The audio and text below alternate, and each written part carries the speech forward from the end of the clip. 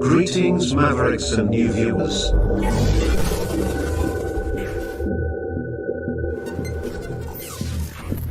Tonight, direct and live from the Maverick News Network World Studios.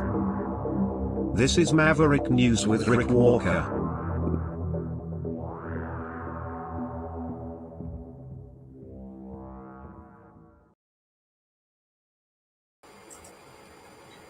Welcome back to the Maverick News Channel, everyone. Let me check the audio here. Aha. We do need to make a change. As we fix everything.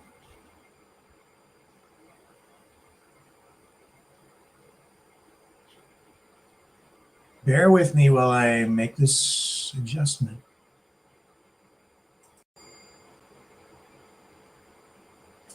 That's not it. Let me run a promo. We'll be right back.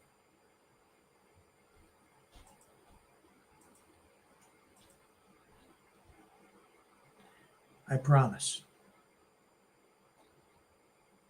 Okay, here we go.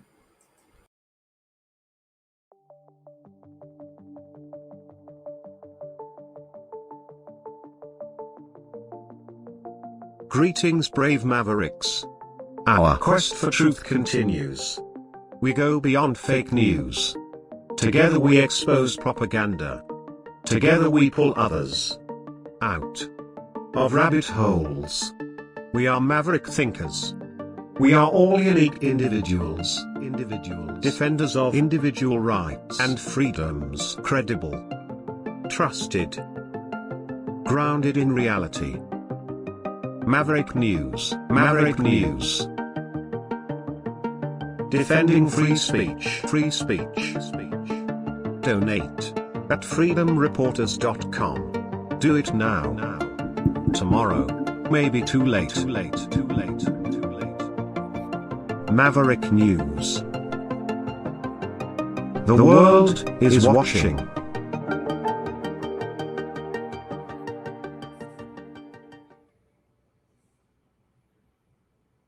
We're back, and I think our audio is fixed. I apologize for not being here yesterday. We had a big power bump just before we went. We're about to go live last night. It just knocked everything out. The computer wouldn't boot up. We had a hard drive failure, so I had to fix all of that, and that's why we weren't on last night. So I do apologize. That actually highlights a much larger issue within Canada, which is our electrical infrastructure for our power lines. It's aging. Even in our city, the power lines that feed this neighborhood, the ones that come into it, are ancient. And at least once every other month, we have some sort of a power outage here. It shows how vulnerable the grid is and how we need to harden that and upgrade it. But, you know, it takes dollars to do that. I don't know where we're at with our budget, but I guess we'll find out in a few weeks in November when the federal government in Canada finally is supposed to come through with a budget. Just yesterday, they were outlining their plan, their economic plan, preparing us for whatever they have coming down the pipe. So we'll have to sit back and wait and see if it passes in the House. My guess is the Conservatives will support it in the end. I don't think the Canadian public as a whole has any appetite for another election. So I don't think they will try to force this as a confidence vote. My guess is they'll push this through. But who knows? And a vote on a budget is always a vote of confidence. So I didn't even mean to start talking about that tonight because we have so many other things to discuss, not the least of which is, the crazy ostrich story. I'll comment on that. I have a little bit of information to share with you, but we'll wait until later in the broadcast. Also, peace breaking out in the Middle East, or so they would have us believe. I'm still skeptical that the ceasefire will hold or at least blossom into a full-blown lasting peace in the Middle East, only because we've seen these things fall apart so many times in the past, and because we are still seeing conflict even tonight. as Israel launches attacks into Lebanon. So there's all of that going on. Plus, we're seeing, increased readiness in Venezuela with the government there and their troops as they prepare for what they believe is some sort of imminent invasion into their country by the United States. So we have the peace president in the Middle East supposed to be bringing peace, but I think it's more of a business transaction than anything else there. And I'll lay that out for you tonight as well. Maybe that's what it takes to get to peace these days. I just don't know. And Peter Thiel, Palantir, the head of Palantir, big backlash online because there has been audio leaked from him from a series of meetings that he has had, secret meeting speeches where he refers to Greta Thunberg and some others on that side of the political spectrum as being, what is he calling them? Agents of the Antichrist. He seems to have an obsession with the Antichrist. The whole thing gets weirder and weirder, but that is because we are living in the strangest of times where we have people like Peter Thiel, an architect of a technocracy and maybe even a one world government, warning us that we're about to get a one world government and some sort of everlasting authoritarian rule. So we'll highlight all of that for you tonight as well. All kinds of stuff to chat about tonight, and I hope you stay with us as we dig into today's top news stories. I'll be right back on the other side of this.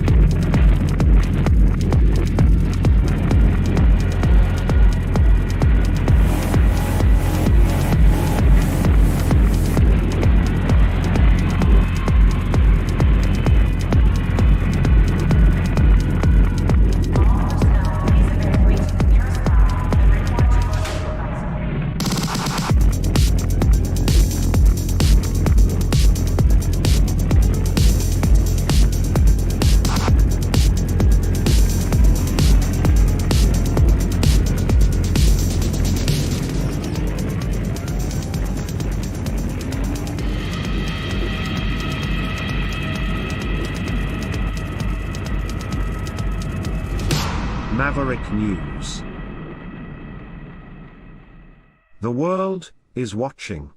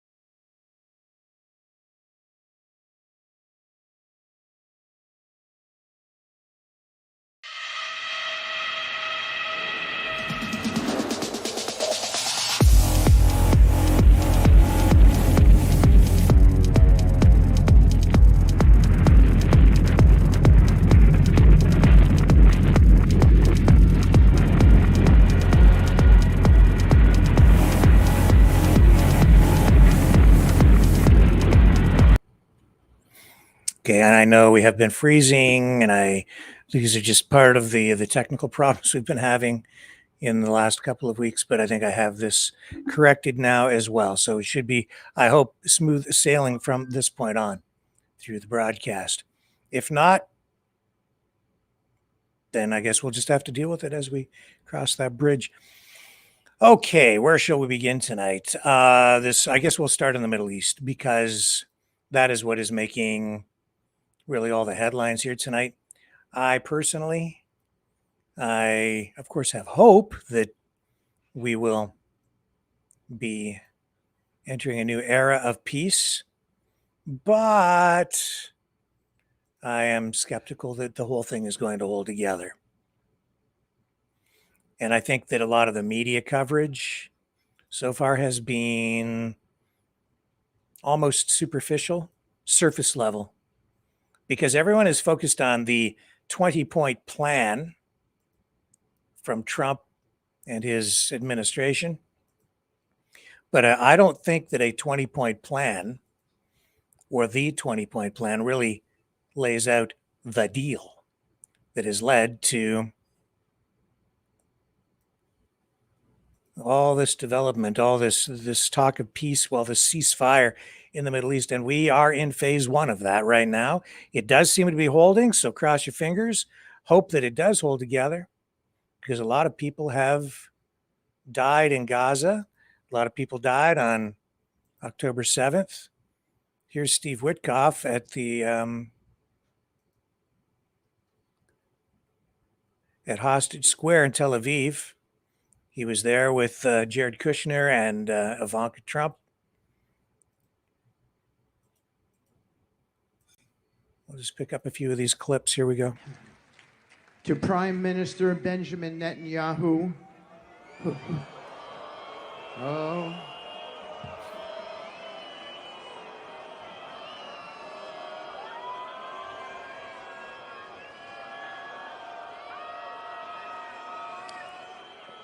Okay. To Prime Minister Benjamin Netanyahu.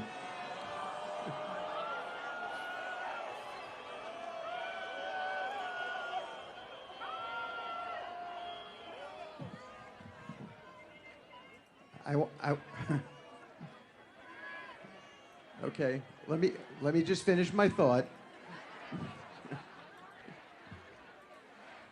I was in the trenches, guys. Let me just finish my thought.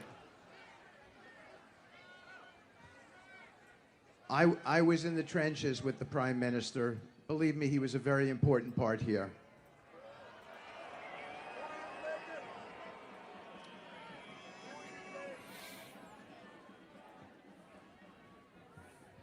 The Prime Minister and his staff, Ron Dermer included, have both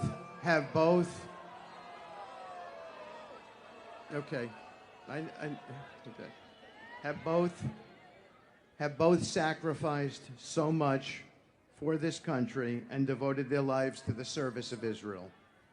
Their dedication to the history and destiny of this nation stands out tonight. They've given everything, their time, their energy, and their hearts, to building a safer, stronger future for the Jewish people. Their commitment to this country has never wavered, and it never will. We thank you. The President thanks you. Thank you.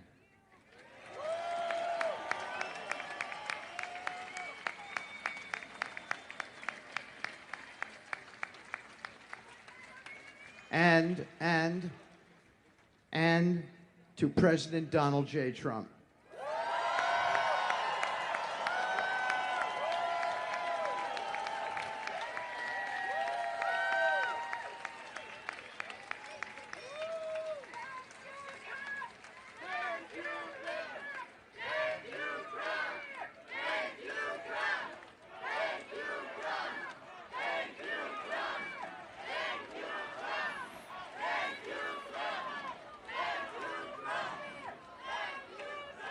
Thank you. Thank you. And here's Ivanka. The President wanted me to share, as he has with so many of you personally, that he sees you, He hears you. He stands with you. Always. Always.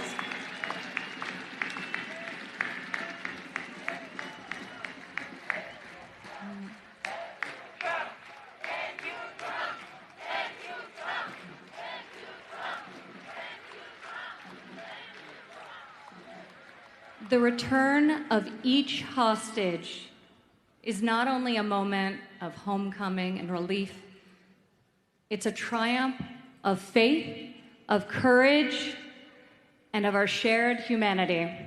The president wanted me to. Okay, so as she is speaking and there a chants of thank you, Trump, we see Trump's political opponents over on CNN saying there's no way that he's ever going to get a Nobel Peace Prize. And some people were thinking he should get it this year. But as we saw just days ago, day before yesterday, they gave it to the opposition leader in Venezuela, who then has now dedicated the Peace Prize to Donald Trump. There was no chance in hell he was going to get it. Now, you don't think so? No, you could look at a first term with the Abraham Accords if you wanted to argue it. But right now, the big moment, they already had decided and voted before the peace ceasefire between Israel and Gaza right now. So he couldn't be a beneficiary of that. But he is running for it for the following year. But nobody I've ever seen announces they deserve a Nobel over and over again. It's just seemingly unseemly if you're even a touch old school. I mean, the presidents that won it, Theodore Roosevelt for mediating the Russo-Japanese War, Woodrow Wilson, and, the end of World War I, and Barack Obama was more of an aspirational one when he won.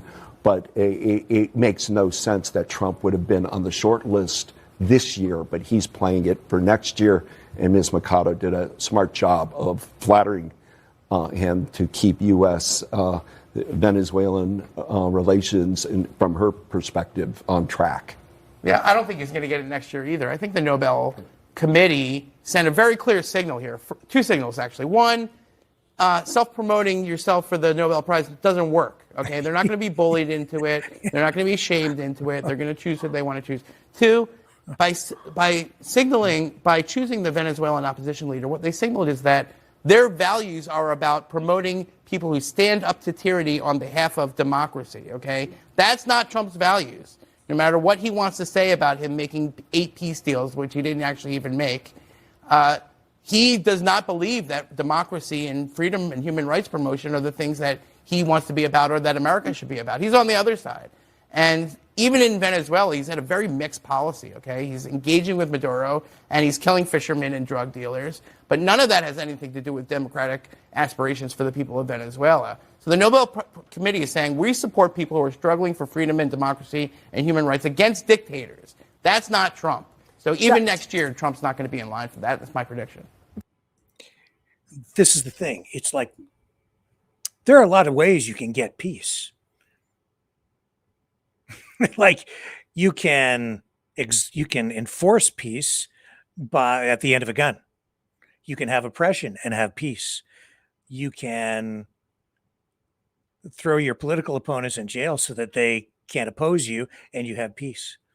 What's very difficult is to have peace with freedom, where even your political opponents get to oppose you and still keep the peace, maintain peace, without exerting an excessive amount of coercion.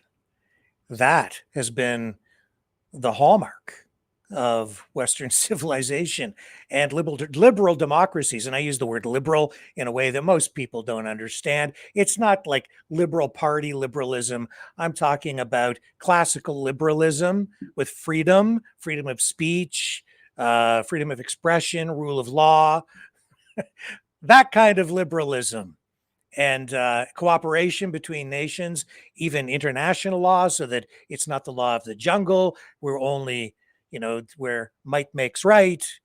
That has been the hallmark of Western civilization. What we have happening now in the Middle East, I'm not exactly sure what it is. I laid it out the other night, and in that Substack article that I wrote about this appearing to me to be some sort of hybrid technocratic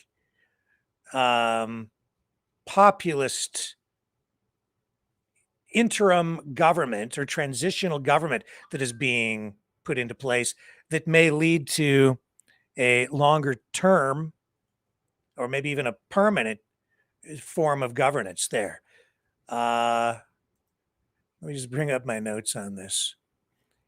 But, this whole thing in the Middle East, everyone's focused on this 20-point plan. But the 20-point plan really just lays out the steps they're taking. Like, okay, the Israeli troops move back to this line, and then these hostages get released. And it's a technical step-by-step what comes next as we roll out this phase of the deal. But this is not really the core part of the deal. So if you start to dig into it, this deal, which was put together really, what was it, September 29th, this thing came together? Anyway, it aims to end, well, this 2-year-old war between Israel and Hamas, Palestine. Of course, on October 7th, we saw about 1,200 people killed and about 251 hostages taken. Since then, I see different estimates on the number of victims in Palestine is somewhere maybe around 65 to 69,000. It seems to be the number that's out there right now. But this plan has been hailed by Trump as a path to eternal peace in the Middle East, building on his first-term Abraham Accords. But it is very controversial, and it focuses almost entirely on Gaza, with very little mention of the West Bank or broader Palestinian statehood. And this is leading critics to call this whole thing a framework that really sidelines Palestinian self-determination. So, as of tonight, Israel and Hamas have signed off on the first phase of this via indirect talks in Egypt. And this includes an immediate ceasefire, which took a hold yesterday, partial Israeli troop withdrawals, with the release of 20 living Israeli hostages in exchange for 2,000 Palestinian prisoners and detainees. Hostage releases began today, and it's continued tomorrow with full implementation tied to verification. Broader phases, demilitarization, reconstruction, and governance remain under negotiation, with Trump possibly traveling to Egypt very soon to oversee all of this. Global leaders from, and this is important, Saudi Arabia, UAE, Egypt, Qatar, United Kingdom, India, and even Russia have endorsed this, praising the first step towards stability. Although Palestinian factions like the Palestinian Authority and some Hamas allies express reservations over sovereignty. And I've seen videos online with some of these Hamas leaders saying they're never going to give up their weapons, even as this ceasefire is implemented. So this plan embodies Trump's peace through strength approach, which is, him stealing, I think, a Reagan-esque era philosophy and slogan. It demands Hamas's disarmament and exclusion from power, while offering Gaza economic incentives. Supporters see this as pragmatic, but people on the other side argue this is U.S.-Israeli dictate that perpetuates occupation by design. And if you want evidence that this ceasefire is fragile, all you have to do is look online, of course. And what we're seeing here is Hamas, some suggestions tonight with video to support, for whatever video is worth these days in terms of evidence, because we know that a lot of it can be drummed up, misrepresented, taken out of context, shown to mean something that it really doesn't mean. But this is video of what we are told are members of Hamas who are basically being put into civilian clothes. We're looking at about 7,000 Hamas members. And they've been rebranded, not Hamas, but now the Gaza Security Forces. And it's their position where they're being put into position to reestablish control over these areas where the IDF has recently withdrawn. They've appointed 5 new governors with military background, with some of them having served as commanders in the military wing of Hamas. So here, I'll show you the video. And this is what they are claiming. تكون مكتظة بشكل كبير للغاية، لكن اللافت هو انتشار عناصر الأجهزة الأمنية التابعين لوزارة الداخلية الفلسطينية في هذه المنطقة وفي مناطق أخرى أيضا في مدينة. And I'm sorry, I do not speak the language, so I do not know what they're saying. To be just blunt and straight up about it, but I will attribute this to Voices from the East. Is the media outlet that is publishing this.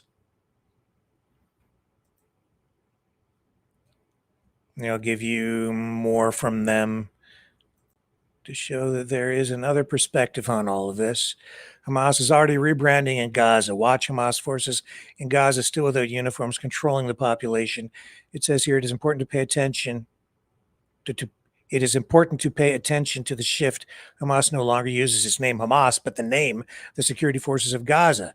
Get used to it. Soon the world will also start calling them that and say there is no more Hamas in Gaza. Same S-H-I-T, different name. Yeah, and then Trump gets to claim that he defeated Hamas, just like ISIS.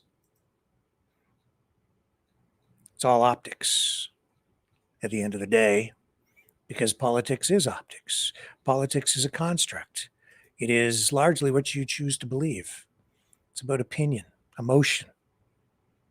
And then you get policy, and then there are real world consequences, which they tend to gloss over sometimes or twist with information and psyops to make us all think other things. Do I sound like a conspiracy theorist? It isn't conspiracy theory.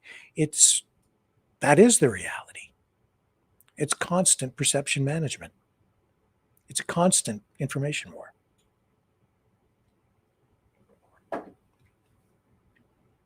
Even the Nobel Peace Prize process as we saw it unfold this year, even that, highly political. They didn't want to give it to Trump, so they gave it to the opposition. This is interesting, right?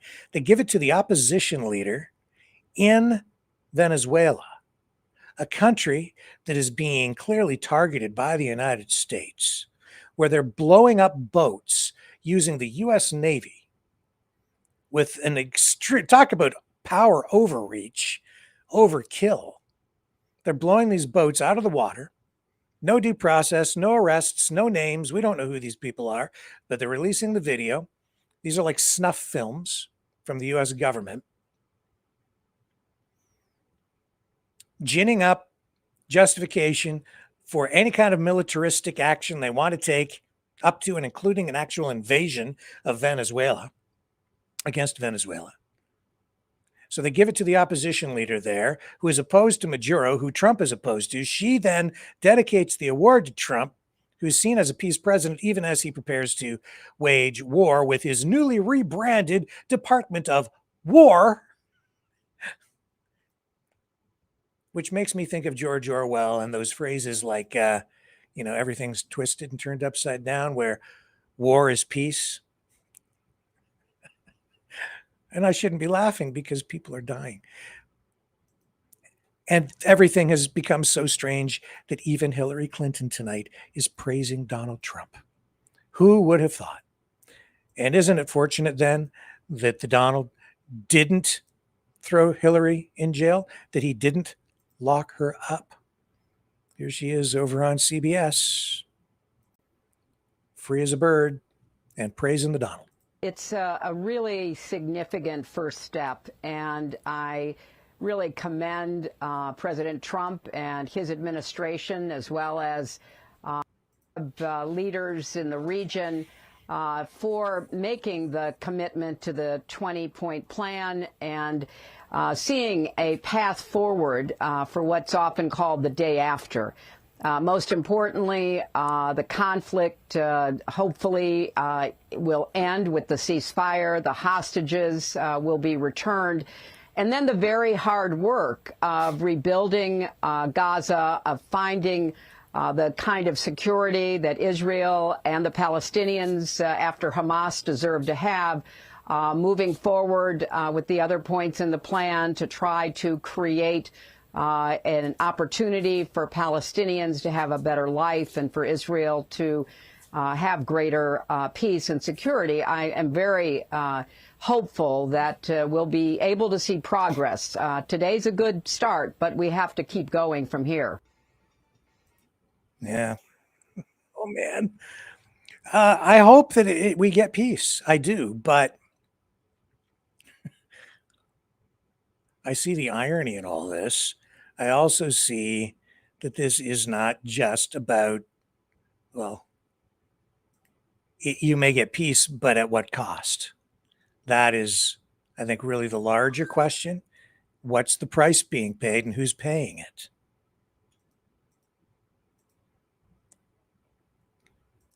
Because there's always a cost. So we know that this 20-point plan is being executed.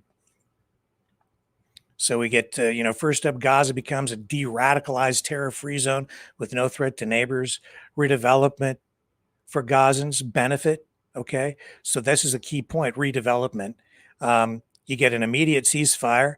The IDF withdraws to these agreed lines. All 48 hostages, 20 alive, 28 deceased, released within 72 hours of Israeli acceptance. Israel releases 250 life sentence Palestinians, 1,700 detainees, plus remains of 15 Palestinians.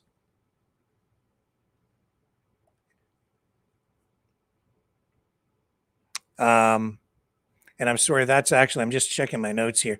Yeah, that's they're releasing the remains of,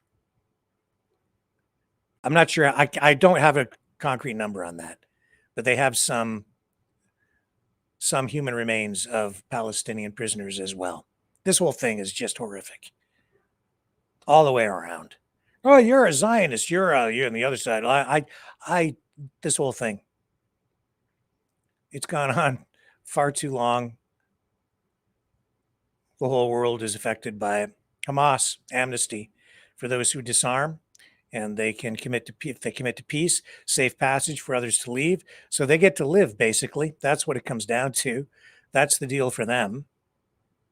And then they let the aid flow through unrestricted, which we've seen, I think, both Israel restricting a lot of those aid trucks going into Palestine, and then we've seen also Hamas hijacking them to take control of the resources as they've been, and the relief as it has been coming into Palestine. I think they're both guilty of it. And then what do we get? This is what I laid out the other night, this temporary technocratic Palestinian governance overseen by a board of peace, which is chaired by, you guessed it, Donald J. Trump. And they're going to inject all these funds to rebuild Gaza until a reformed Palestinian Authority is able to take over. And this expert panel creates Trump Economic Development Plan. Are you starting to get the picture? Remember I was saying we were talking about the Riviera of the Middle East? You notice how they're not really talking about that right now? But that's really at the core of this whole thing, which seemed completely ridiculous, grotesque, entirely exploitive. And yet really at the heart of all this, that is what we're getting. At the core of this thing, the deal, well, it's a phased bargain, leveraging U.S. pressure on both sides. Hamas gets survival. So if you're a Hamas member, they're not going to kill you once this whole thing comes to an end. The fighters get exile or amnesty. And then they get jobs and aid in exchange for total capitulation on power and weapons. Although we're seeing some say we're never going to give up our weapons. And then Israel gets security guarantees, a demilitarized Gaza with no threat, without full occupation. And the behind the scenes incentives include, for Hamas and the Palestinians, an immediate end to the war, massive aid rebuild, at least 50 billion, probably way more than that, estimated by the Trump administration. And then they get an economic boom via, that's right, the Riviera of the Middle East. And Trump's vision takes hold, may become a reality there with hotels, tech hubs in special zones, tech hubs, take note, technocracy, the ideology we've laid out. And then I talked about it the other night.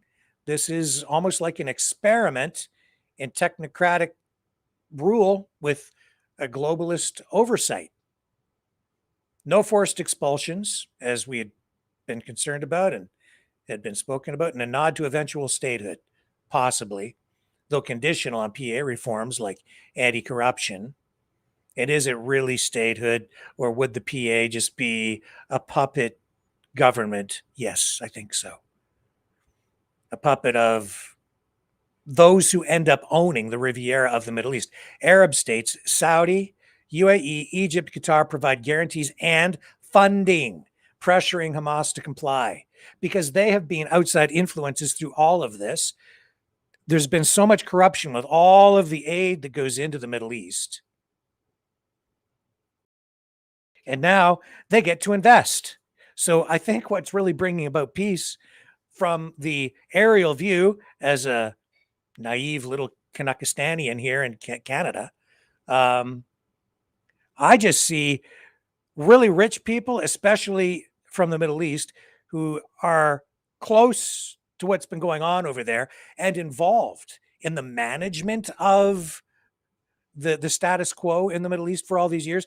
Many of them, I think, probably profiting through corruption and skimming money off the top as the aid flows. And you see these people flying around in jets, and it's very odd because these are supposed to be, you know, the disenfranchised, the poorest of the poor, representing people who are oppressed in the Middle East, and yet they're living in Qatar or some other place, you know, outside of Palestine, living the high life, right? And now I think these same players have been offered a deal to invest in Trump's Riviera of the Middle East. So it's a transactional thing. Again, at the core of it, for Israel, all the hostages come home. So everybody's cheering for that because they're so tired of this war and they want the hostages back so badly that, of course, they're like going to cheer for any peace at any price at this point because it's been so terrible. And then they get Hamas dismantled. The tunnels will be gone. Fighters disarmed, exiled, blah, blah, blah. It's all U.S. backed for long-term security. And the IDF pulls out but retains border oversight until the area is secure. But then you get this governance in there where, of course, now you have people with an investment and a vested interest, therefore, in keeping everything stable and maintaining the peace. Instead, it's because they don't want their hotels blown up. But what of the people? How will this impact the Palestinians? And does this actually lead to, okay, it may lead to peace, but does it lead to any kind of freedom? Not necessarily. It may just lead to a new kind of oppression, or oppression in a new form, or oppression maybe even masked over and veiled. I guess all the Palestinians get to go to work in the hotels, which would be a much better thing than, I guess, living under constant threat of being shelled. Trump chairs the oversight board, positioning himself as the architect. I mean, he's even floated this Trump Gaza as like branding. And this expands the Abraham Accords by involving more Arab buy-in, potentially normalizing Saudi-Israeli ties.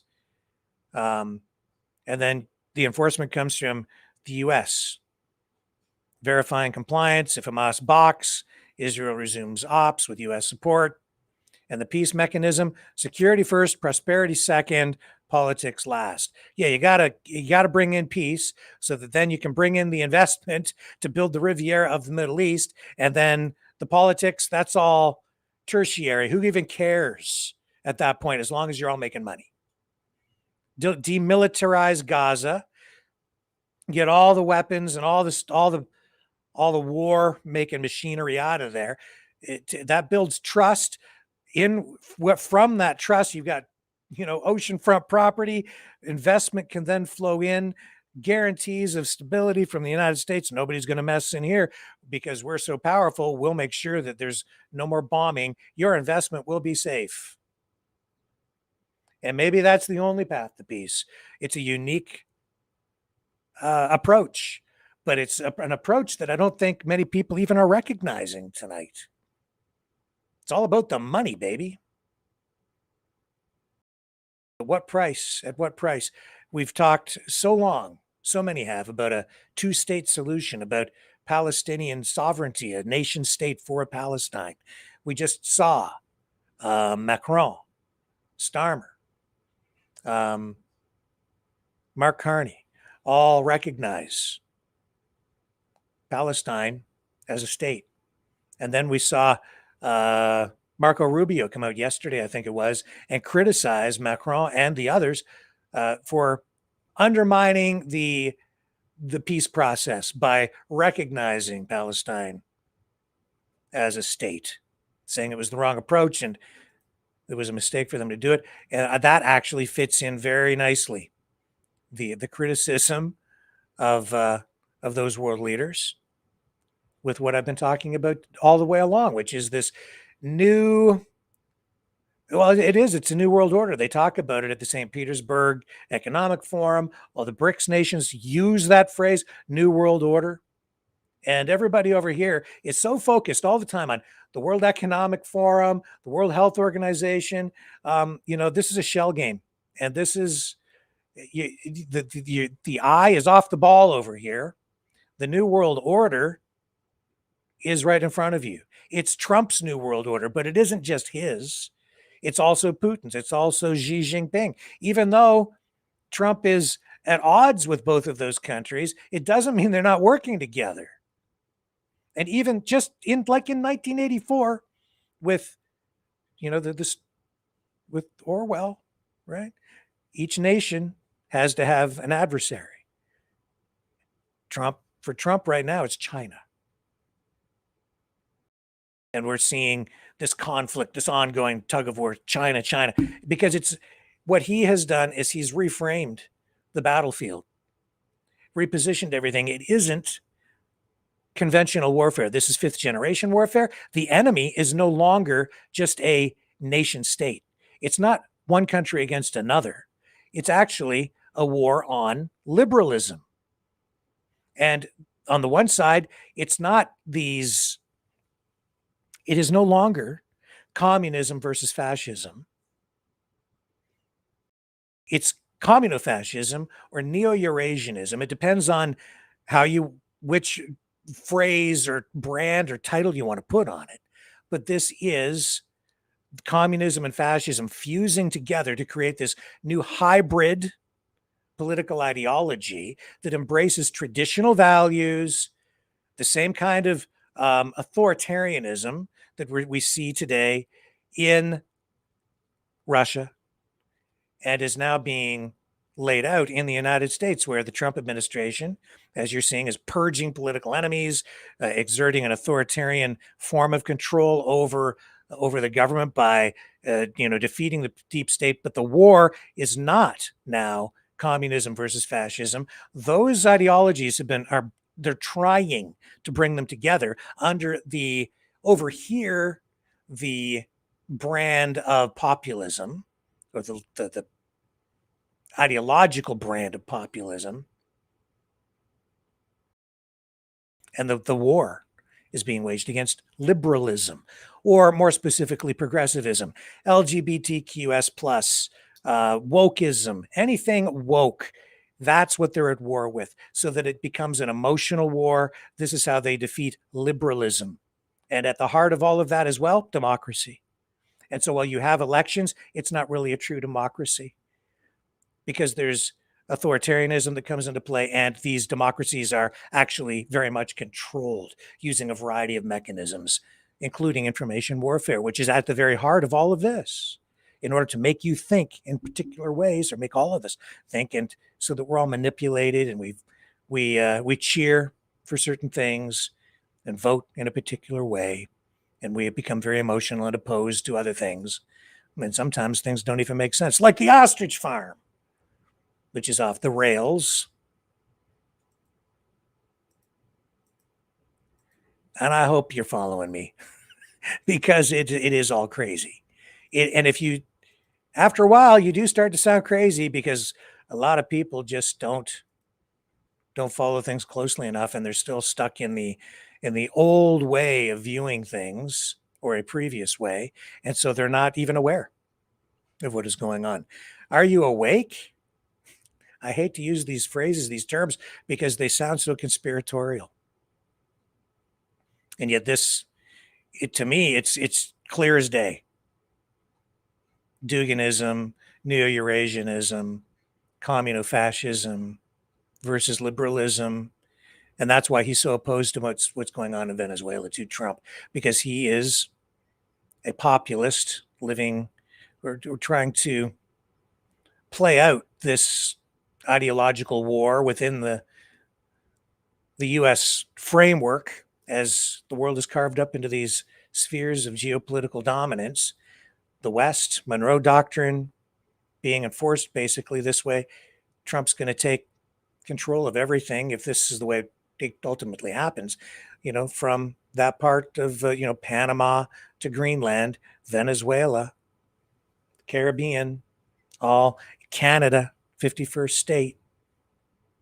One big economic union, but not just an economic union, one big, giant, united states, either through puppet regimes or straight up sovereign control, but through annexation. And who's going to stand in the way? Who's got the firepower? Well, we've seen giant powers in places like Afghanistan have real trouble in the past. Things may not go in the long run the way that our peace president and Vladimir Putin and Xi Jinping think. Sometimes a small force can put together a pretty effective resistance, and I hope it doesn't come to these things, because these kinds of wars get very, very bloody and messy, and this is what is leading to World War III, folks. You think that they were really talking about Ukraine when Putin and Trump met in Alaska? Talking about more than just Ukraine. It's like, okay, Vladimir, I'll stay out of your way if you stay out of mine. We're going to sell weapons to these guys, but we're not putting boots on the ground there. Okay, thanks, Trump. We'll stay out of your way and down in Venezuela. Even if they call for help, we won't send in troops because we don't want a nuclear conflict. Theory, informed through empirical evidence. And then all this stuff in the Middle East. Will it hold? It's a novel approach using economic tools, financial tools, promises of big payoffs on an investment in the Middle East, and offering these opportunities to the people, the external players who have really been pulling strings all these years, saying, hey, you know what, let's just stop blowing everything up. Now that it's completely demolished, you don't have to pay to blow up the buildings. That's all taken care of. We'll just bulldoze the whole thing, and you guys can come in and invest. We'll make sure that there's no uprising at all, and we'll build the Riviera of the Middle East. We'll all get to go on great vacations there together, and it'll be our playground, and we'll all make a crap load of money. Not a bad idea. Cue the crowd. Thank you, Trump. Yeah. But, there are some problems because Hamas is still resisting full disarmament without ironclad Israeli withdrawal. Israel wants permanent buffers, and phase 2 talks could falter.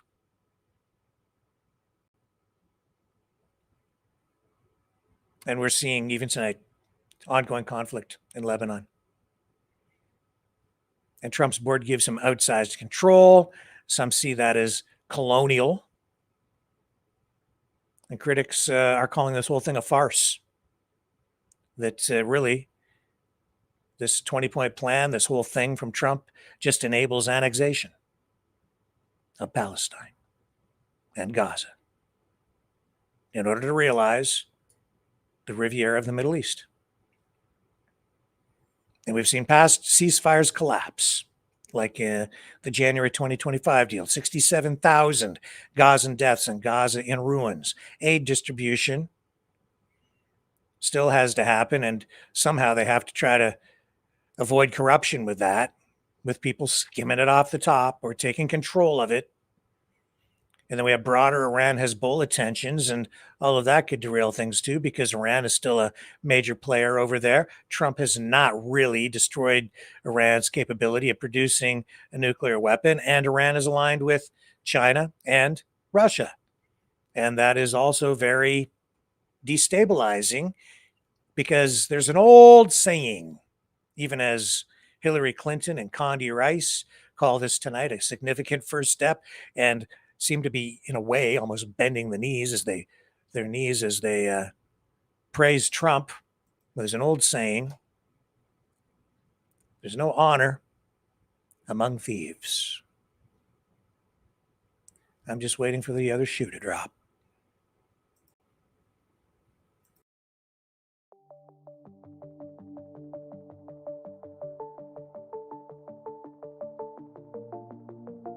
Greetings, brave Mavericks. Our quest for truth continues. We go beyond fake news. Together we expose propaganda. Together we pull others out of rabbit holes. We are maverick thinkers. We are all unique individuals. Defenders of individual rights and freedoms. Credible. Trusted. Grounded in reality. Maverick News. Maverick News. Defending free speech. Free speech. Donate at freedomreporters.com. Do it now. Tomorrow may be too late. Maverick News. The world is watching.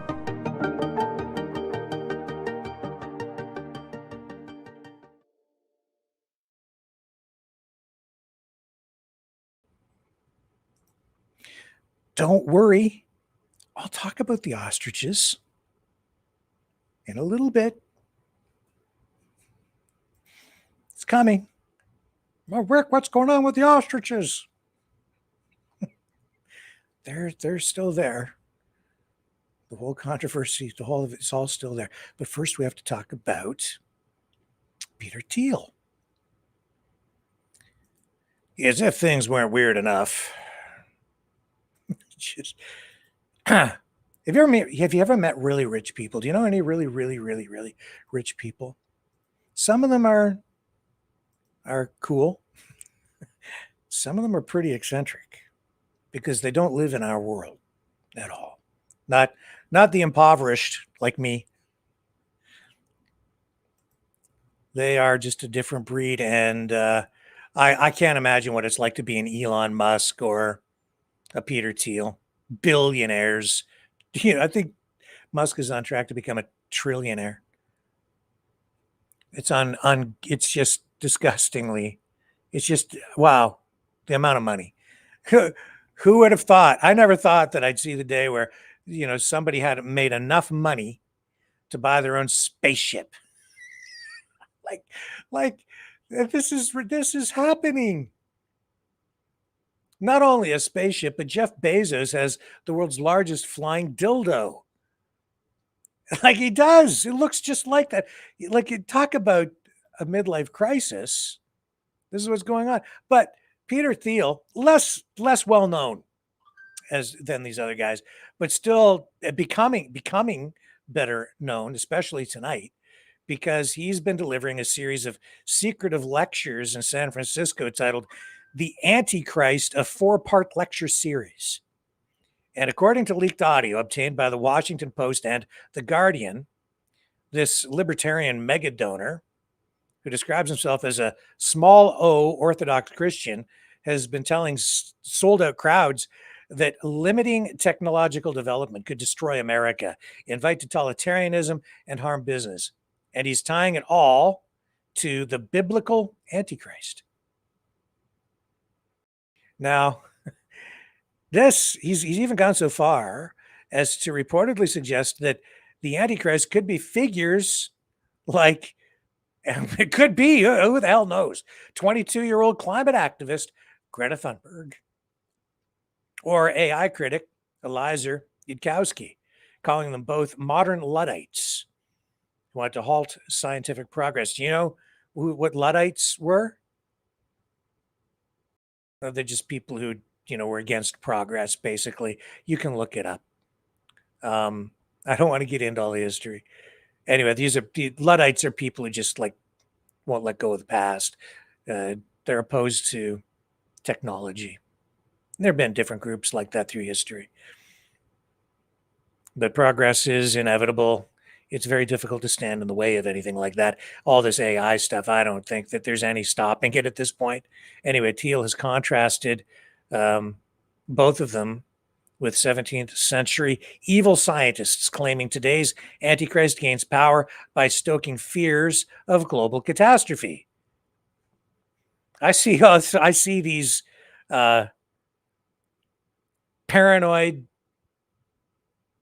somewhat realistic fears all through the the freedom movement.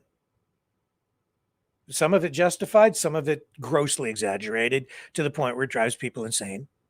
And I think that's by design too, because that's part of the information war, where they're feeding you information, feeding all of us information in ways really designed to drive us crazy so that it keeps us off center, off balance, so they can do whatever they kind of want. Who's they? Well, it's people like Peter Thiel.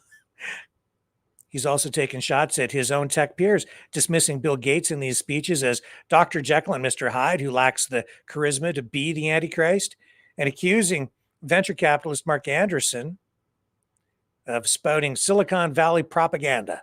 Meanwhile, he's praising Elon Musk and expressed support for Vice President J.D. Vance, though he worries that Vance might be too close to the Pope. And as weird as all this stuff sounds, there are seeds of truth in all of this. And it just goes to show you, I think really what this really does show is that after a while, you spin up stories, even falsehoods, and you tell them long enough to enough people and disperse it widely enough, people begin to believe it. It begins to come true just through sheer will of force and the effect and the grapevine effect, and it eventually finds its way even back to you and affects your brain so that your perspective on reality is skewed, or maybe it really does just completely reshape reality.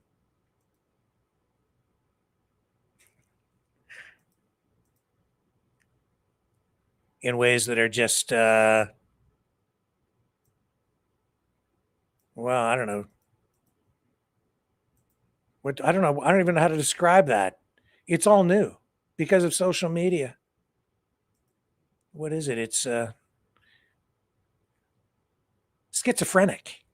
A schizophrenic society is kind of what we're ending up with here.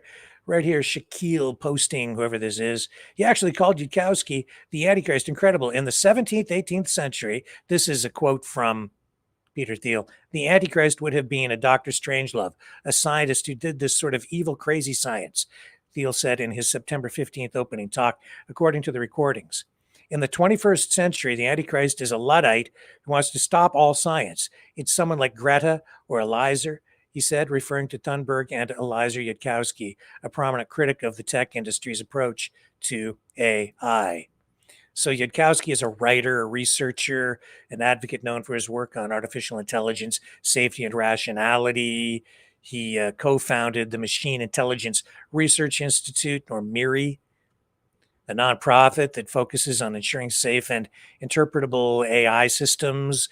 Yudkowsky He's a prominent figure in the AI safety community, often emphasizing the risks of advanced AI and the need for robust alignment with human values. He's pretty well known for popularizing concepts like friendly AI and writing extensively on rational thinking. He has a blog series called Less Wrong, where he explores decision theory, cognitive biases, and epistemology. Additionally, he also authored Harry Potter and the Methods of Rationality, pretty popular fan fiction that applies rationalist principles to the Harry Potter universe. I'm not a big Harry Potter fan. I wish maybe I should read the books. I hate the movies. So maybe I'm at a disadvantage here. Anyway, his work blends technical AI research with accessible writing in order to raise awareness about the existential risks from AI. And indeed, I see that. And of course, we have a lot of AI Luddites out there because everybody's afraid of losing their jobs, being replaced by Chat GPT or or Grok. Even if you're a lawyer in these white collar positions, hey, maybe even replace the president or the king. Who needs him? Just let AI run everything. Once we get artificial general intelligence, it will be able to rationally think and reason things out using even the scientific method to reach good decisions, possibly, maybe. What a concept. You just look at what's going on online tonight with regard to this. Thiel's getting backlash on this. And yet, the strange thing is, I think that he's sounding the alarm bell on his own, on the other side of things. A lot of people are saying, we're worried about losing our jobs. AI could destroy us. It'll be just like Terminator with these AI-controlled weapon systems.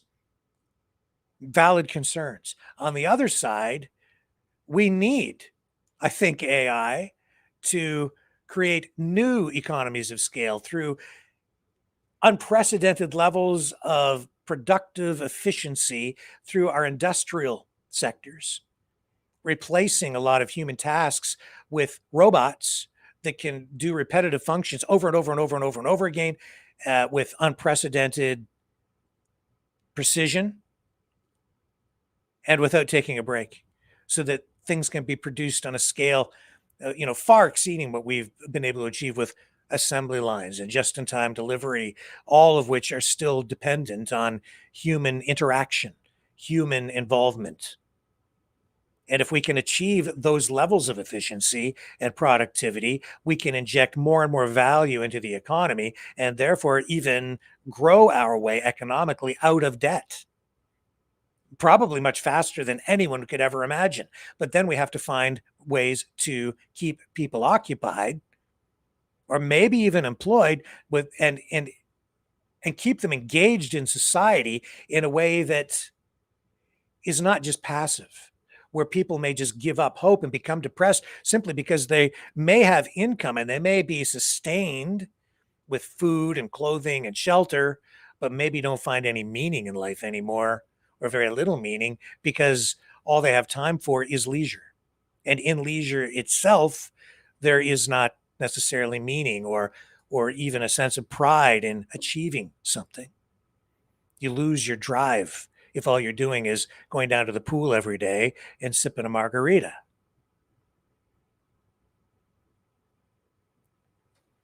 We're entering a new phase for humanity, maybe even a transhuman phase, which combines digital technology, robotics, human biological life forms, jacking into the internet, digital knowledge, artificial intelligence, maybe a collective mind like the Borg. Don't know where it's all going. Many ethical questions to be answered here. Peter Thiel tapping into all of that. And all you have to do is look at the level of not just concern, but I would say confusion and uncertainty. It's on full display on X as we scroll down and do a Twitter scroll, X scroll. Peter Thiel confronted on Palantir Jeffrey Epstein and the Big Brother surveillance system. This is back in June.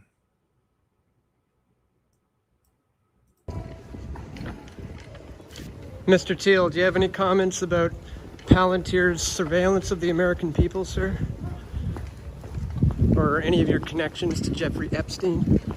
I think people are rather concerned about that last particular one. You're setting up a Big Brother surveillance system, and people know it, sir. Do you think the American people want this surveillance tech being used against them?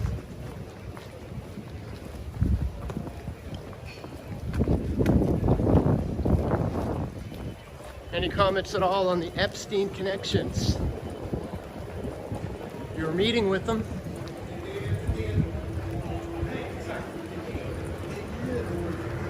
And make no mistake, Thiel tied right into the military. People are waking up to what you're doing there, sir. That's why we're here covering this. Which just throws fuel on the fire of every kind of speculation.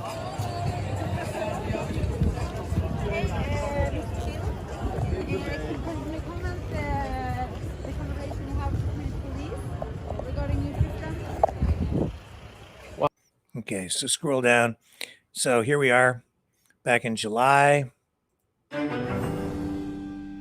James Lee. Everybody's talking about Jeffrey Epstein right now. The list, who was on the jet, the island, his ties to intelligence, how he died, if he's even dead. But almost no one is talking about the billionaire who is basically, I think, Epstein 2.0. And the person I'm referring to is, of course, Peter Thiel. You would prefer the human race to endure, right? You're hesitating. Yeah, well, yes? I don't know. I would this is a long hesitation. This is a long hesitation. There's so many questions implicit in this. Should the human race survive? Yes, the guy who is not so sure whether or not humans should exist. Now, some background on Thiel. He was the co-founder of PayPal alongside Elon Musk. He was also the first major investor in Facebook. Coincidentally, I don't know if you know this, founded on the same day DARPA ended their LifeLog program, which was a program. Yeah. My very specific question for you, right, is that you're an investor in AI. You're deeply invested in Palantir, in military technology, in technologies of surveillance, in technologies of warfare, and so on, right? And it just seems to me that when you tell me a story about the Antichrist coming to power and using the fear of technological change to sort of impose order on the world, I feel like that Antichrist would maybe be using the tools that you were building, right? Like, wouldn't the Antichrist be like, great, we're not going to have any more technological progress, but I really like what Palantir has done so far, right? Yeah, I mean, isn't that a concern? Wouldn't that be the irony of history would be that the man publicly worrying about the Antichrist accidentally hastens his or her arrival? There are all these different scenarios. I obviously don't think that that's what I'm doing. I mean, to be clear, I don't think that's what you're doing either. I'm just interested in how you get to a world willing to submit to permanent authoritarian rule. Well, but again, there are these different gradations of this we can describe. But is this so preposterous, what I've just told you, as a broad account of the stagnation that the entire world has submitted for 50 years to peace and safetyism? This is 1 Thessalonians 5:3. The slogan of the Antichrist is peace and safety, and we've submitted.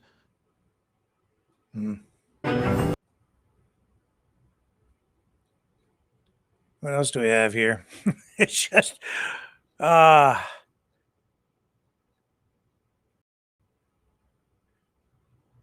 okay. The Antichrist Lectures with Peter Thiel.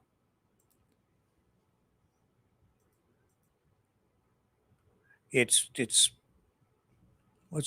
me show you this one. This is I only want to show you this because it's a great image, which is obviously AI generated. Of Greta Thunberg. Where'd she go? There we go. Greta, wearing oil, I guess. Leaked audio obtained by the Washington Post reveals tech billionaire Peter Thiel calling Greta Thunberg and AI critics legionnaires of the Antichrist. So what he's saying is that if you stand in the way of this AI technology, you could actually end up holding humanity back, maybe even destroying humanity. Because we need the technology in order to survive into the future. What are your thoughts? I'm going to look in the chat here, take a little break, give you guys a moment to populate your comments, and I'll start perusing those on the other side, and then we'll probably dip into the ostrich thing. Stay with me. I'll be right back.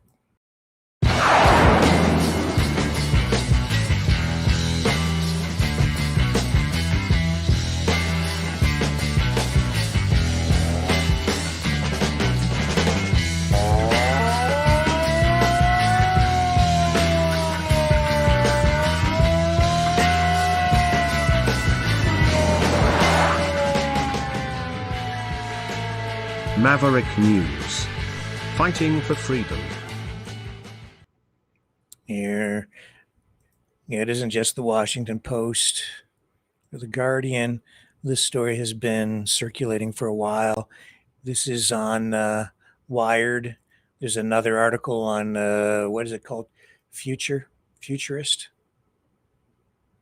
Anyway, the real stakes, the real story of Peter Thiel's Antichrist obsession. 30 years ago, a peace-loving Austrian theologian spoke to Peter Thiel about the apocalyptic theories of Nazi jurist Carl Schmitt. Unitary executive power. They've been a roadmap for the billionaire ever since. Peter Thiel's Armageddon speaking tour has, like the world, not ended yet. For a full 2 years now, the billionaire has been on the circuit spreading his biblically inflected ideas about doomsday through a set of variably and sometimes visibly perplexed interviewers. He has chatted on stage with Economist podcaster Tyler Cowen about the Katechin. What is that? The Katechin? I don't even know what that is. The scriptural term for that which withholds the end times. Okay. The Katechin? I have to admit, I am not that familiar with the scripture. Traded some very awkward on-camera silences with the New York Times columnist Ross Douthat, and is at the very moment in the midst of delivering a 4-part off-the-record lecture series about the Antichrist in San Francisco. As we highlighted, I'm just going to look over on Rumble. Anybody in there saying anything about this? Be lovely. Saying, is there a time frame to the 20-point plan? We survived. Oh, here it is. Be lovely says, we've survived without the technology for thousands of years. We do not have to have it, in my opinion. I suppose not. But it would certainly set us back in terms of our ability to interact with the rest of the world moving into the future. And that would affect our level of prosperity. Maybe some might say in a good way.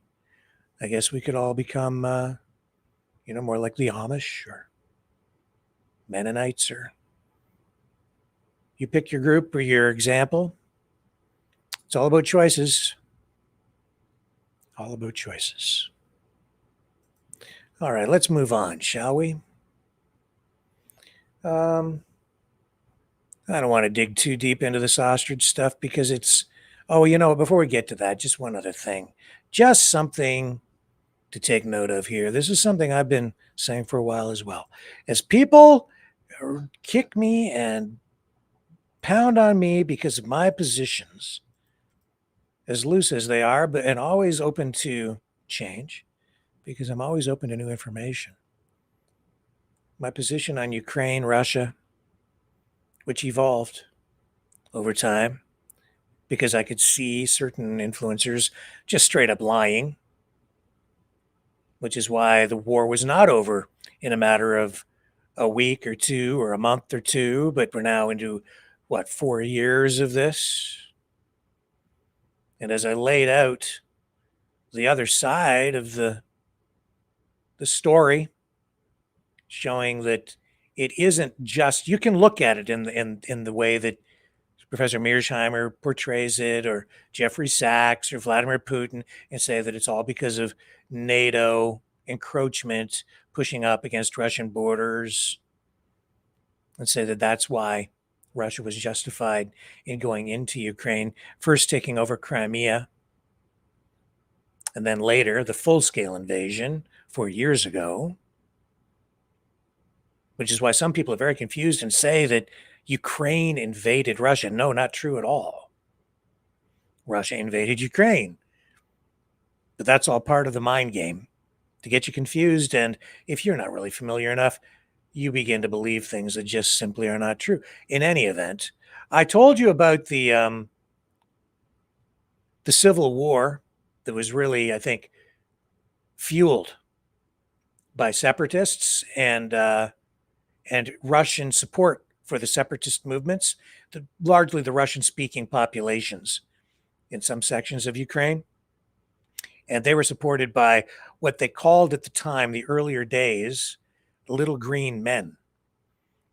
Soldiers that went in with no insignia. You couldn't tell where they were from, but it became known pretty widely, and then became public and even admitted later by Russia, because that they were Russian soldiers, and they're supporting the separatists, the Russian-speaking, have more Russian-speaking populations that were moved in there, when the Soviets pushed the Nazis out, and the history is all there. That's why you had so many Russian speakers there. Over time, Russian diaspora forming within Ukraine. In any event, the little green men were there, and that is part of that's what enabled the separatists to really dig in and push the separatist civil war, essentially, which was really, I think, something of a manufactured crisis within Ukraine in order to justify the full-scale invasion. And Putin has said that he needed to go in there, he said, to protect those people, the Russian-speaking population, because Ukrainian is the language of Ukraine. But in any event, back to this. So now what we're seeing, I just highlight this because we are seeing now in Estonia, near Estonia, right on the border, a NATO member, which borders Russia, they've now spotted armed, unidentified Russian troops, basically using the same playbook that Moscow used in order to go into Crimea. These little green men appearing again, unmarked soldiers operating without insignia and operating under the direction of the Kremlin. So NATO is aware of this. And with Ukraine still in the midst of a serious, very serious war, as you know, where we've seen far more people die in Ukraine, both from Russia's side and the Ukrainian side, than we've even seen in Gaza. And Ukraine's still under attack. It's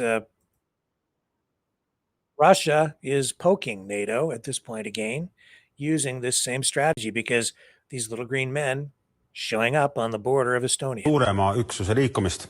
Politsei ja Piirivalveamet jagas meediale ka videot, kus on näha 7 relvastatud meest tee peal seismas. Politsei sõnul on eesmärk hoida ära võimalikke provokatsioone ja vahejuhtumeid ning tagada Eesti inimeste turvalisus. Suurema üksuse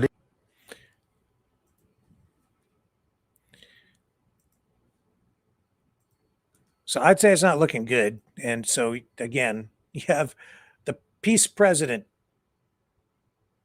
wants the Nobel Peace Prize in the worst way, promoting himself for it, claiming to stop all these wars, and yet it's like we're getting new wars to replace the old wars, or new versions of wars to replace old wars, or expanded wars to replace the old wars that he claims to be stopping. I don't see the world as a more peaceful place, because even as we see Trump trying to say that he's bringing peace to the world, we've never been closer to a third world war, or so it seems. Sending Tomahawk missiles, or approving them now for Ukraine. Vladimir Putin saying this is going to essentially lead to the end of relations between Russia and the United States. He's pushing Canada as the 51st state. He still hasn't given up on Greenland. He's already exerted economic control again over Panama, essentially taking control of it through economic means. He's using the financial might of the United States as a giant bludgeoning hammer to get what he wants around the world through these tariff exercises and trade wars with all of the U.S. traditional allies, turning the military industrial complex pretty much into a profit machine, selling the weapons to Europe. And I wonder how much support there ultimately might be if this thing does expand and blow up in Europe into a full-blown conflict between NATO and Russia. We're seeing all of the European countries express concern, not just about a further expansion of aggression from Russia into other European countries and NATO countries like Estonia. We've seen the drone flights over, Poland, Romania. But what's going to happen? Will the United States be there in the end, or disengage? Will the weapons even continue to flow? Where will that leave Europe? I don't know. This is so unstable, so unpredictable. It, I think, is one of the main things that risks plunging us into a third world war and an economic worldwide depression too, because the economy hinges on all of this stuff and confidence. And with all of this, we're getting uncertainty. I haven't seen so much pullback on the economy since about 2008. Talking about weirdness, let's talk about the ostriches briefly here. So, just a few things. It's quiet out there, I think, this weekend for the most part. The CFIA, the Canadian Food Inspection Agency, they're not going to call those birds this weekend, Thanksgiving weekend. They don't have a decision from the Supreme Court yet on whether the appeal on whether to cull the ostrich flock out there will proceed. Even though I think the stay, the court-ordered stay has expired, I don't think the CFIA would dare touch the birds until they get the ruling from the Supreme Court. That, I think, is probably not likely to happen until at least next Thursday, which is the day normally those decisions come down, but it could come down sooner than that, Tuesday or Wednesday. Most likely Thursday. Keep your eye on that one. But all quiet on the ostrich front, pretty much on the farm side and the CFIA side, where the standoff out there continues. And I don't know how much you viewers have been following what we have been doing here, but a lot of information flowing out of there, we've shown, has not been factual. There hasn't been real transparency. There hasn't been real honesty, for sure. It is in itself an information war. Something of a psyop, I would say. And I still have lingering questions. Because even though they make all these claims, these ostriches have antibodies.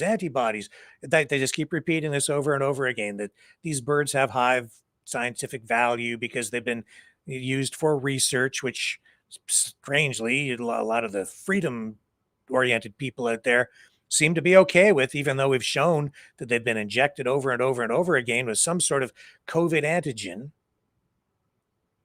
in order to induce an artificial immune response so that the birds were producing COVID antibodies present in their eggs, we are told. The other thing is they keep saying that they have this extreme value because they survived H5N1 avian flu. And they have herd immunity, they claim. And yet, through these claims, they keep losing in court because when they go to make these arguments, they keep losing. And so, even tonight, as I sit here, and I'm actually tired of even putting forth any attempt at rational discussion or argument with anybody from out there or anybody who's on the ostrich wagon, because they just dismiss it. They're not really interested in truth. They're just repeating talking points that are largely not even supported through any kind of evidence. And then it just occurred to me to just simply ask a few simple questions tonight again. And this one's pretty important. One question is, where are the studies? They claim that these birds have scientific value. Where are the studies to support that? Show me. Not the COVID side, the bird flu side. What studies have they actually done? Because as far as I can see, they haven't actually done any studies on bird flu at that farm on those ostriches. They're simply making a claim, not supported with any kind of evidence, no studies at all, not even one that I'm aware of. And the other thing that makes this suspect to me is because I know that studies on bird flu and ostriches and antibodies have been done, but not at that farm. You can go back to, I think it's 1990, 1991, and I have found studies done by other scientists at other facilities, proper research facilities, into that field, into that area. Pub Health has the actual studies published online. You can find them. I have. I know they're out there. But I haven't seen a single page of any kind of study on bird flu from that farm. Show me. Show me the studies done on those birds on H5N1 to support these claims that they have herd immunity, that they won't get sick again if exposed to a bird flu virus, either the same one or a new version thereof, that they're immune to bird flu now. They're immune? Are they? They have herd immunity? So they can't get sick from bird flu anymore. If they're exposed, they won't get sick. Prove it. I'd say at this point, the onus is on them, as it was in court, to produce your evidence, because they're making this claim as a defense. Show us the evidence. Nothing. They have nothing. They won't produce that paper because they don't have it. Not on the bird flu side, but they were doing studies on COVID antibodies. I'm not even sure, though, if they actually have any studies related to that, because the actual research was being done in Japan, not at the farm. They were cashing in on the COVID mania by injecting the birds with these COVID antigens in order to get the birds to produce eggs that apparently had antibodies in them. But I don't think they have any actual valid scientific studies to show, which is, again, why they keep losing. But it isn't about the COVID research, not the cull. The cull is the exposure to the bird flu. I'm concerned about the COVID research because I don't think it was done properly. I don't see any evidence that it was. Certainly, that facility out there, that farm, is not properly equipped for any kind of scientific studies. The bird's exposed to wildlife, external factors. It's not a controlled environment. How do you conduct a scientific experiment if you're not controlling the conditions so that you can be sure that you're not getting external factors coming in and polluting the data that you get back? And you end up with an improper conclusion.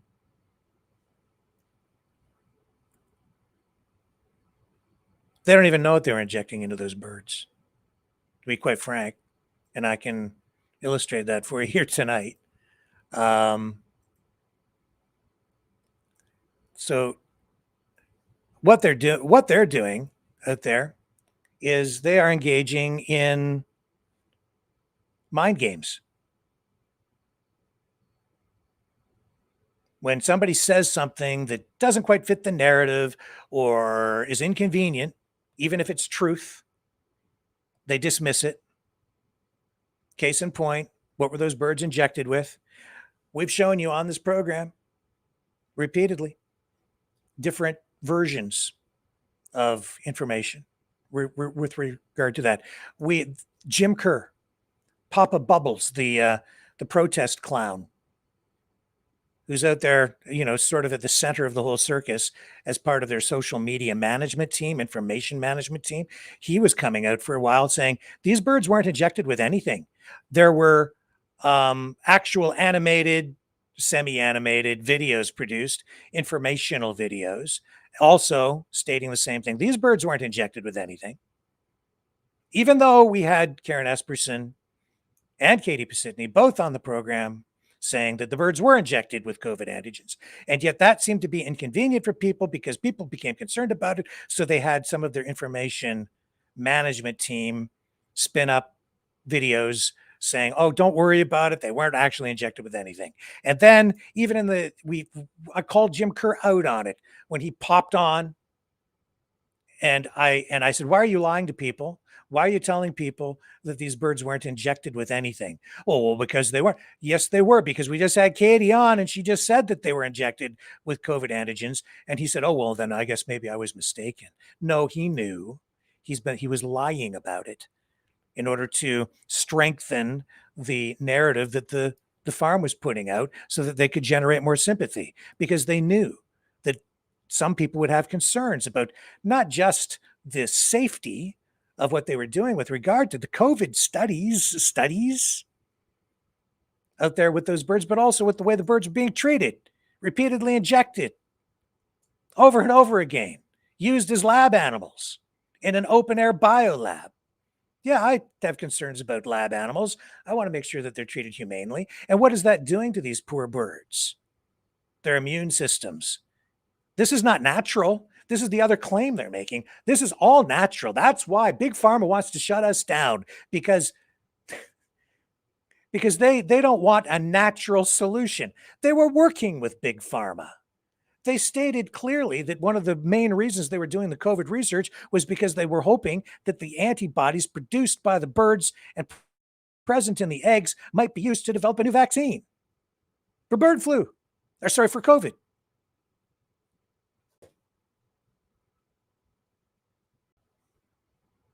And yet they're now saying, oh, this is because these birds produce natural antibodies. Well, yeah, maybe for the bird flu, maybe, but you don't have any studies to substantiate any of that. And your birds have been used for prior research, so it doesn't make them a good candidate for ongoing research for other things. Because now, you see, to understand the results, you have birds that have been injected with COVID antigens. Is that having some impact on their ability to survive, or maybe to even make them susceptible to contracting a bird flu virus because their immune systems have either been bolstered or that they're not as strong anymore? These are factors. And yet they're saying now some people have latched on to information saying that the birds were injected. The antigen was a spike protein from the COVID virus, which in itself, some people, we don't even really know still to this day for sure where it came from, whether it was entirely naturally occurring or if it was manipulated in a lab someplace. We just don't know, because even though you're getting this information from government, including the Trump administration now, and even before, where he kept saying it's, comes from China, came from China. Who's really responsible for it? Is China really responsible for it? Or was it some sort of a multinational project? We know that the Wuhan lab was receiving funding from multiple nations, not just China, including funding from the United States. So what's the truth behind it all? Probably never really know. But is the COVID virus itself even natural? I don't think any of this is natural in terms of the research they've been doing out of the farm or the production of certainly the COVID antibodies. There's nothing natural about that in those birds. And the persistent change, I'm going to call them lies, because it becomes inconvenient when some of this truth comes out. So here's Katie Pasitny and her mom. This was just days ago, saying, oh, no, these birds were not injected with spike protein.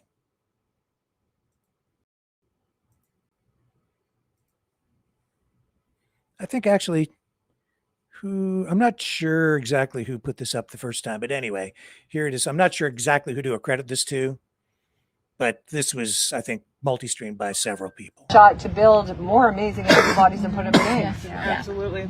We just need the proof. Yeah. And that antigen is not spike protein. This is going around. We don't administer spiked protein to our animals. That is a big one with this, like Nagasi and all these people. An antigen is one protein out of a complete sequence, genome sequencing, yes. Which means it cannot be infectious, it cannot be contagious. Okay, they don't know. They're not scientists. And I've looked it up. If you're involved in any kind of experimentation using any element or any portion of a COVID spike protein, if you're doing any kind of work like that, there are rules that you are supposed to follow, biosecurity rules, including for the people who are administering the injections. They have to have certain clothing on. You're not supposed to get it on your skin.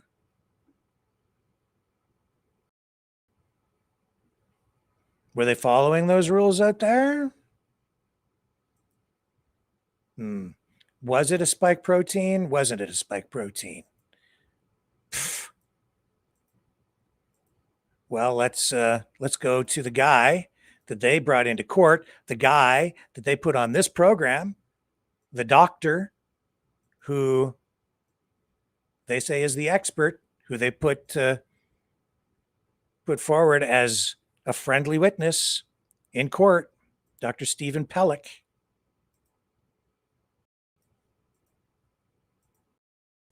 Is it a spike protein or wasn't it a spike protein? Talking to David and going over materials that the farm has actually put together with their business plan, and seeing what little information I can get from the biotech partner that they were dealing with, which has since been taken over by another company, it would appear to me that what was being injected into these birds was likely the spike protein itself. So it's a protein. It's one of the proteins found in the virus on the. I don't know what more you have to hear.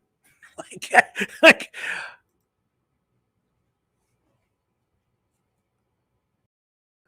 they keep changing the story. And people are believing them. It's like it's a bloody psyop in a lot of ways. They literally had the people out of the farm standing down in a group. They go up in a scissor lift with their cameras, and they get them to chant, "Repeat after me. Ostriches are not poultry. Ostriches are not poultry." Yes, they are. They're classified as poultry. I'll show you again. That one drives me crazy because, like zombies, sheep being led to the slaughter, they're like the people just repeated it over and over again. This is what they're trying to convince people of. So they will reclassify the birds. I'll just type it into Google. Are ostriches considered poultry? That's the question. The answer comes back, and I will show you again tonight.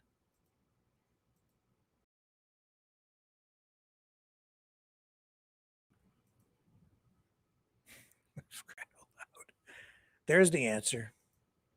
Yes, ostriches are considered poultry in a legal and agricultural context because they are domesticated birds raised for meat, eggs, and feathers.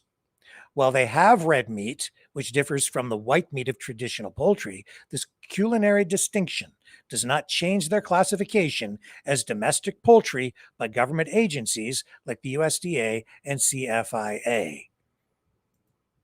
They are poultry. But I guess if you just want to change people's reality, redefine things, just say 2 + 2 = 5 and live in an Orwellian nightmare, then I guess ostriches aren't poultry anymore. Or it's not the Gulf of Mexico anymore. It's the Gulf of America. You just decide. Don't have to consult with anyone. They'll decide. Other questions? Okay, show me the study. Just show me the studies that they've done on those birds on bird flu. And show me the valid science behind it all to show us that those birds are special, that they are immune to bird flu. Prove it. The onus at this point, and as far as I'm concerned, is on them because they've had their days in court. They may still get another day or two in court at the Supreme Court level, but I doubt it because nothing they have done has produced any evidence of any kind to support that claim that they just keep repeating over and over and over again, which is leading to a verdict in the court of public opinion where people are lining up to support the farm based on a claim that is not supported. There's no proof of that. That is what is driving me crazy more than anything else. And I don't really want the birds to die. Nobody wants death. But I do want bloody truth. And I've said so many times sitting in this chair, especially since resurrecting this news platform at the height of the pandemic and the Freedom Convoy, like, why do you have to lie? The truth is bad enough.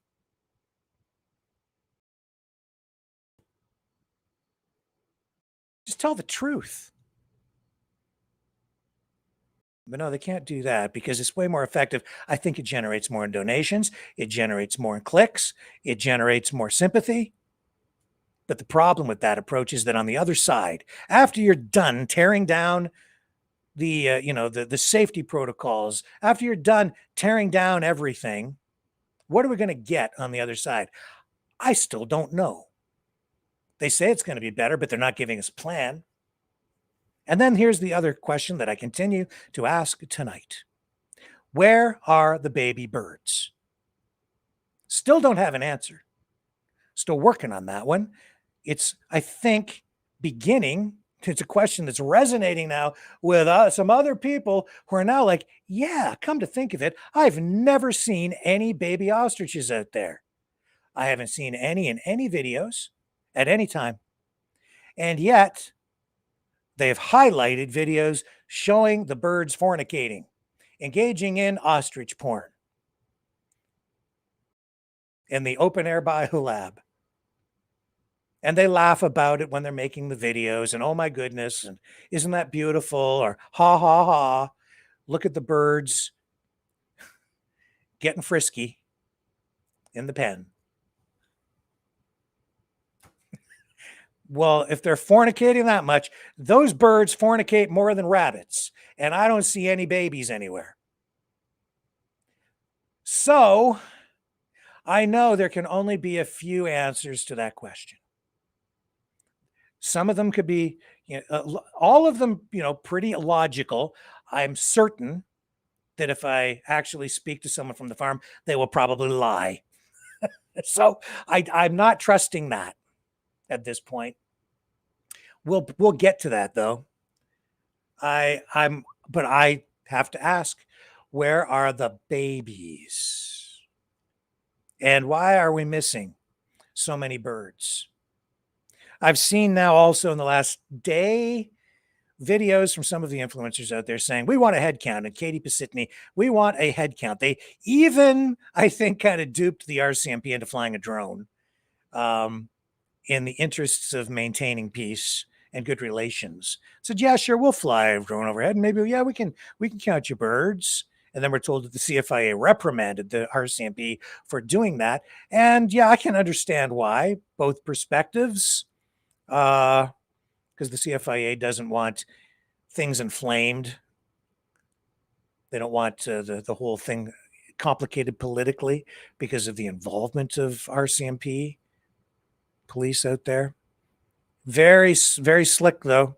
Good move by the protesters and the farm owners. Divide and conquer. Get the cops on your side. Get them to fly their drone. But why do they want a head count, and of what use is it? They're saying, see, what they're trying to do as part of their mind game is pin the strange mystery of the missing birds on the CFIA. They're saying they can't even feed and water these birds properly. They're completely incompetent. What's happened to the birds? The farm owners are worried about the low number of birds that appear to be present. So they want a head count. And what good is that? They stood up and admitted that they didn't know how many birds they had, or said that they didn't. We were told by the farm owners they had somewhere in the vicinity of like 469, something in that range to start with. Then they had the 69 birds die. That got them down to somewhere around 400. They alleged that 2 were murdered, apparently shot, although even that remains something that is, it's something of a mystery in itself, since we've seen them also say that the throats were slit. And you could see clearly in the photos that were released at one point that the throat of the one bird for sure had been slit, and yet they said it was shot. Strangely, they have the head of the rooster in a freezer, even after the fact, although all that evidence has now been tampered with. So they're demanding an investigation, like a murder investigation into the death of bird, which would consume, I don't know what kind of resources from our police services, costing taxpayers I don't know how much, in order to get to the bottom of the murder of an ostrich. The circumstances of which, to me, seem pretty suspicious to begin with, and I know exactly where I would begin looking for an answer to that one.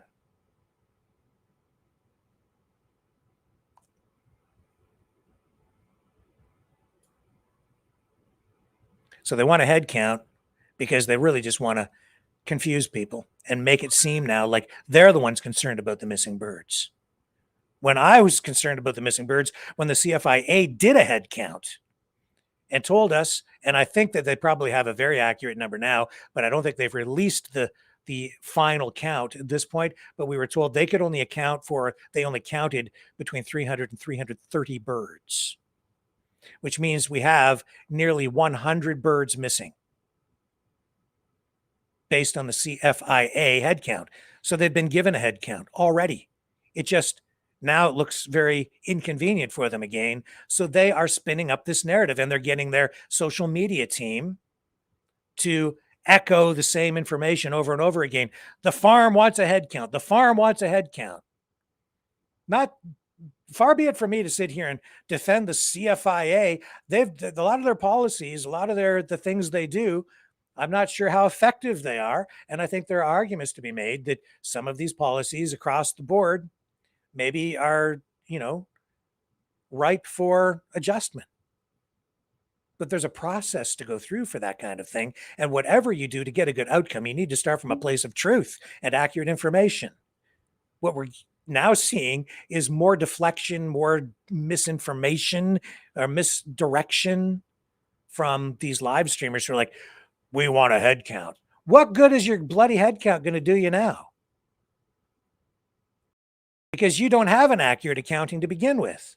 And we were told, Karen Esperson stood up there and said, it doesn't really matter how many. We just have to save the birds. It's somewhere between 300 and 400. So the CFIA head count probably is accurate. But again, okay, you have nearly 100 missing birds, possibly. Where are the rest? And where are the babies? I'm going to leave that with you tonight. Again, maybe you want to be a citizen journalist. Maybe you want to go ask some questions of some people. Maybe you want to explore that a little bit. Where are the babies? Where are the baby birds? And if they had baby birds out there, don't you think that they would be shooting video, those poor things? as they're being led to be slaughtered as part of this call? Don't you think they would be like laser focused on those baby birds? Because those would be the birds that would generate the most clicks and the most sympathy by far, because they would be the most innocent of all the personified ostriches, all of whom we're told have names. I'd like a list of all the names, please. Because if you have names for all of them, wouldn't you then be able to account for them all?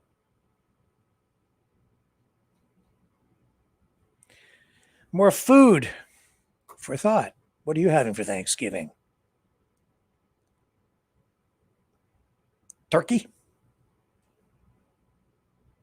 Ostrich? I kind of wonder what they're eating out there at the farm, where they, for a long time, were selling those birds for meat. Oh, yes, they were. You know it. You know what it comes down to? A lot of these people behind this whole thing, it's got nothing to do with the damn ostriches. It's just the latest thing. They're just, for the most part, anti-government protesters.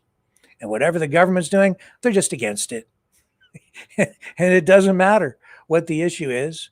They're just against it because they're just out there being disruptive, trying to dismantle things for whatever reason, whether they're just a sovereign citizen or a 51st stater or a separatist or just somebody who just likes to go out and have a free place to camp for the summer for a month or two, just like last year in Castleman.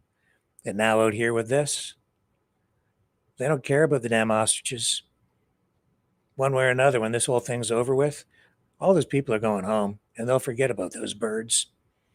They're dead or alive and condemned to spend the remaining days under the oppression and I would say maybe even abuse of a needle as lab animals. So on this Thanksgiving, as you eat your poultry, pray for truth. For I think that is really about the only thing that's going to set us free.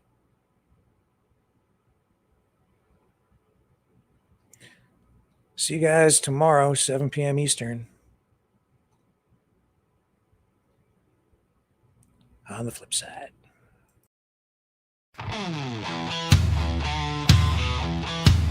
Y'all better stand back. He's laced up his boots, cracked open a cold one, and somebody's about to get it. C-A-K!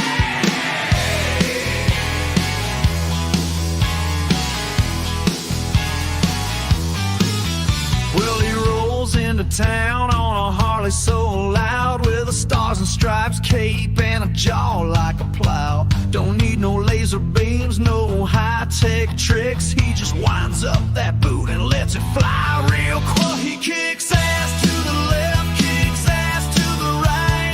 Captain Ass Kicker's looking for a fight. From sundown to sunrise, no brawl and bite, 'cause Captain Ass Kicker is alright.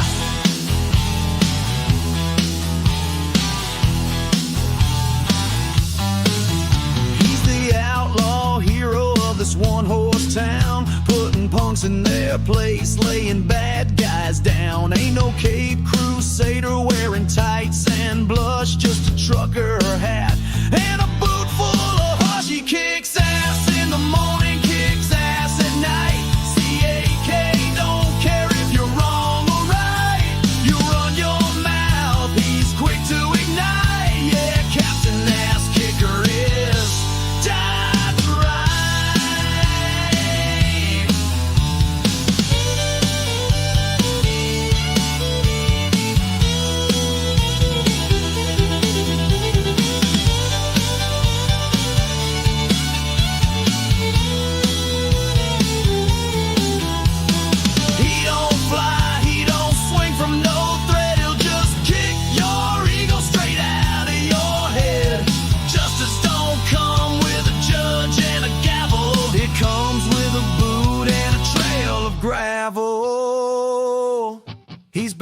from 6 states and a Waffle House, but the people still cheer when he clears the louds.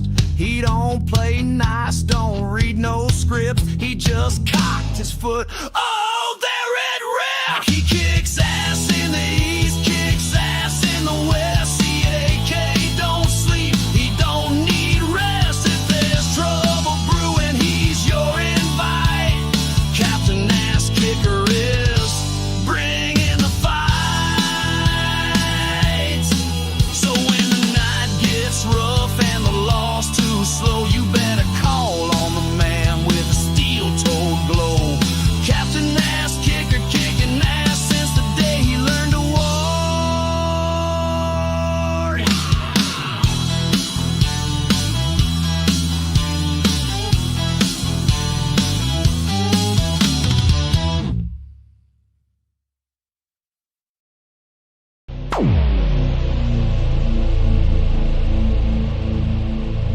This has been a Maverick Multimedia production.